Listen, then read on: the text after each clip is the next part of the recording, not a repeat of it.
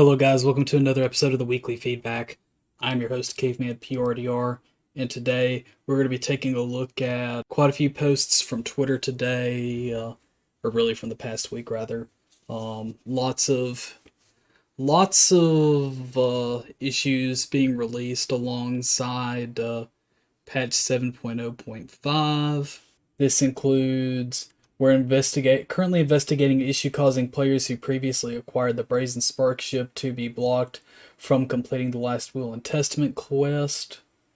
So that was going on as an issue.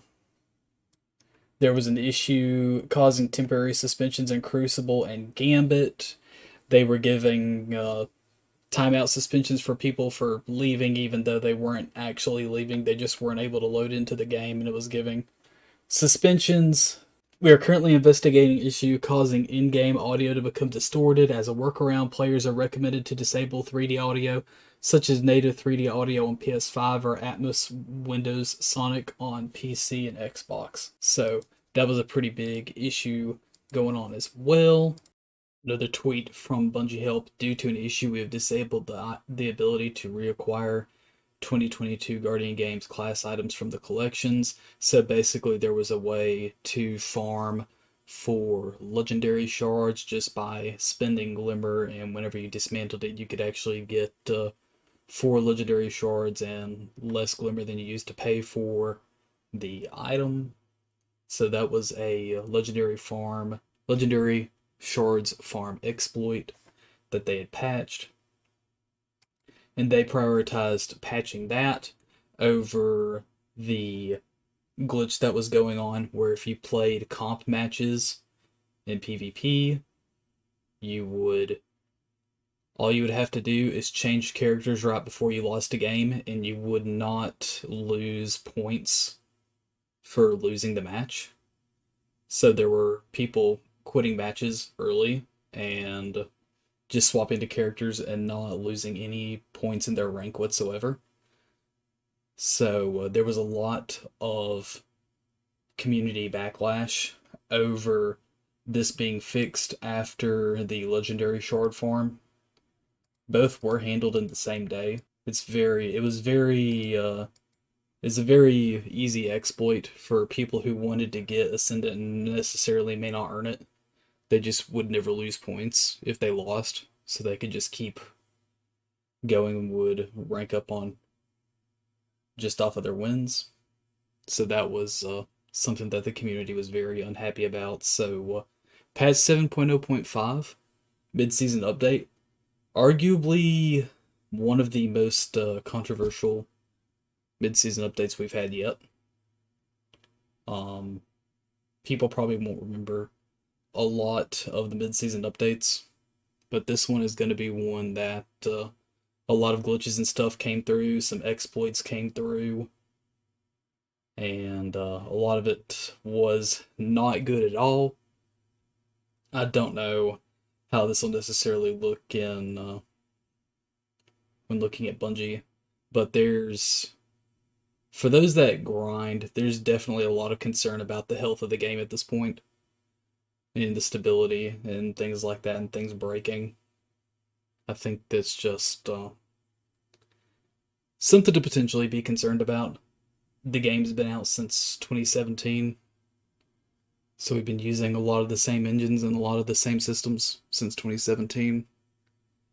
It would be nice to go on to a new game after the final shape, but we'll see what Bungie has in store. And now we'll go along to we'll actually go along to 7.0.5 itself. Seasonal Battlegrounds fixed an issue where consecrated essence could appear duplicated. Changes for Crucible, Vanguards, raids. I'm not going to go over all of these. Exotic mission. Armor fixed an issue where Peacekeeper's reload perk wouldn't activate after you stowed an energy slot SMG. PV primary weapon balance increases from auto rifles by 25%, pulses, hand cannons, sidearms 20%, scouts 10%. Ikelos removes some of the custom scope that was causing the weapon to have significantly less recoil than intended, should be more in line with other aggressive SMGs. Fixed an issue with Adept Exalted Truth having lower magazine than standard. Fusion rifles, rapid fires getting a damage buff to 7 bolt in all of PvP regardless of result. Damage in PvE is unchanged. Trace rifles getting a buff. Rapid fire snipers getting a buff. Heavy GLs getting fixed issues. Exotic weapons final warning, no longer marking targets through timed barricades. Teraba zoom reduced from 16 to 15. Fourth times the charm being reset when entering Hunter's Trance on revision 0. And PvE damage buffs as well for it. Other notable changes include capability to upgrade Reed of Nightmare's adept weapons with enhanced traits. If you have unlocked Deep Sight on weapons, an enhanced socket will be available to perform this upgrade in the weapon details screen. Abilities. Rally Barricade. Area of effect now extends slightly further behind and above the Rally Barricade to make staying in the buff area more achievable, especially on uneven terrain. And some other things they had to add on later include fix an issue where the terminal overload chest could be looted multiple times for rewards and crafted weapon progress. Crafting progress now comes from the key chest and not the base chest. When the mods, Ashes to Assets, and Hands-On are equipped at the same time, players will only receive super energy from one of the mods when killing an enemy with a grapple melee. When these mods are equipped individually, each will work with the grapple melee.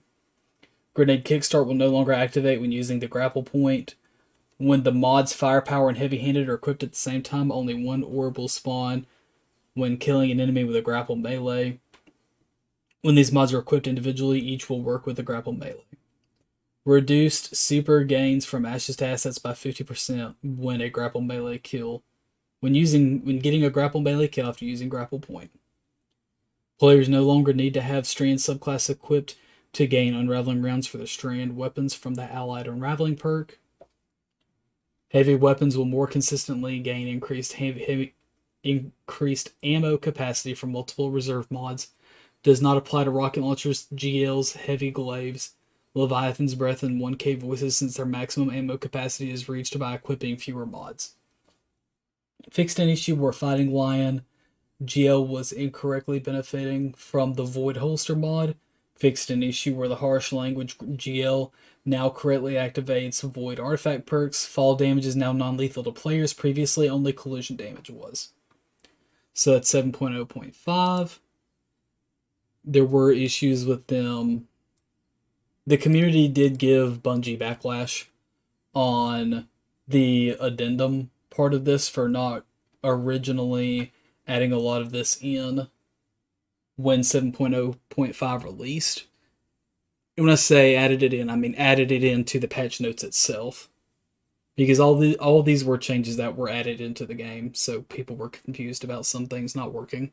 We'll throw 7.0.5 in the description down below for y'all to read. So like we talked about in the most recent update, Bungie has patched the bug where players were able to get the terminal overload chest more than once. And then also community backlash. Good thing we vaulted all of those raids and PvP maps, says Mactix, with this laundry list of issues that are going on right now, which includes, but are not limited to, grenade mods do not appear to work with string grapple anymore. Threat of Generation appears to be nerfed or broken. Firepower and Reaper mods do not spawn orbs anymore. You cannot double or triple dip into overload chest anymore. Players are now earning Guardian Games medal triumphs when Guardian Games is not live. This may contribute to titles flashing with nothing to collect. Guardian Games statue in the tower now says Hunters won last year, Warlocks did. The easy-to-access laser ball has been removed from heist battlegrounds on all difficulties. Close SMG nerf may not have happened at all. The final step to Retribution Quest to collect Amanda Holiday's ship is bugged if you already got the ship from resetting from the seasonal. Some players are experiencing extreme audio issues. People are getting penalties for leaving Crucible or Gambit games when they weren't. This has already been fixed. Loot is not dropping from some raid encounter completions. This may go to the Postmaster. Ashes assets may be bugged or nerfed. There may be some problems with resilience. Raid banners aren't working. Grenades may not be generating fire sprites. Radiant weapons aren't stunning barrier champions. Battleground chests not giving loot or accepting keys sometimes, King's Falls, crashing or disconnecting players, terminal overload, still crashes on PS5. Nezarec will do his white mechanic after dying, unable to replicate. So this wasn't actually Mactic's stuff himself, but more so, I think he took this from like Destiny the meme or somewhere, if I'm not mistaken, and added it to his profile for us to take a look at. But basically, yeah, lots of issues and good reason to be upset about it. Sony adding Firewalk Studios to the PlayStation Studios family. So Firewalk had actually done some work in the past, and they are going to be working with Bungie in the future on potentially working with Bungie in the future on some IP. But basically, Sony has bought out Firewalk Studios. I will leave this article in the description down below for y'all to take a look at. I'm not exactly familiar with every game that Firewalk Studios has made. We'll read the accessibility at Bungie and the colorblind settings revamp and more accessibility changes. Very below that it says settings glow up, and they are referring to reticle changes, so you can actually change your reticle color. Full auto settings is here, and specifically they have full auto melee added now, so your player can go around and spam melee if you want to spam melee. You can confirm and cancel toggle settings. That you can add a different subtitle color option to the chat. You can also change the background style and the opacity of it, so that's cool. Commendations, peek behind the development of commendations, and basically they talk a little bit about the commendations and how you can change a little bit of the color scheme on these some, or change the hues on the color scheme some. And that's pretty much it for the colorblind settings revamp and more, and accessibility changes. I will leave a link in the description down below for you to read it. And the last thing I will talk about is this week at Bungie. Not a lot to go over in here at all. Some previous Crucible Vanguard changes as well. A lot of this is talking about 7.0.5, where they removed Clash from quick play and split rotators into two nodes. Clash Zone Control Rift in one, Mayhem Scorch Momentum Control in the other. The core 6v6 rotator Clash Zone Control Rift will be rebranded as Relentless, which is a connection-based matchmaking playlist. You will be seeing me in here a lot. This is going to be probably, as long as there's a population in this playlist, you are going to be seeing me playing in here for the most part. If I want to maybe get warmed up for comp a little bit, maybe I'll swap over to Control and then hop into comp, where SBMM is prevalent in comp and Control. But the Relentless playlist will have 2 OBJ best game types and 1 Slayer based game type, so I'm excited to play a little bit more OBJ based gameplay. And there's some other changes in here as well. I'm not going to go over too much. Below that, they talk about the colorblind changes, full auto melee changes, and the dev blog that we just looked at. First community voted ornament is coming soon to Destiny, which was the community voted Arbalist, which I gotta say looks really good. I think I voted for this. I may have voted for a different Arbalist skin. I don't quite remember. But anyway, they're giving us a chance to take a look at the next weapon to vote for. Witherhorde, Thunderlord, and Izanagi's. IMO vote for Izanagi's or Witherhorde, but that's just my personal opinion. The only one I actually use is Witherhorde, but I think Izzy's would probably deserve it the most. I think Izzy's only has the sword skin that looks really good. The other two are kind of just meh. And I think Witherhorde and Thunderlord has a pretty decent selection of decent looking skins. So probably go for Izzy's, in my opinion, but I digress. Starting on April 20th, the community votes through email on which exotic to pick. Community artist creates 3 ornament concepts for the winning exotic weapon. The community votes on their favorite concept. The winning weapon ornament goes into production and is released in-game. last week of Iron Banner ahead. So this upcoming week will not be trials. It will be the last week of Iron Banner for the season. The week after that will be trials. And my personal prediction is that Exalted Truth is going to be the adept weapon. Hopefully it's going to be a good map.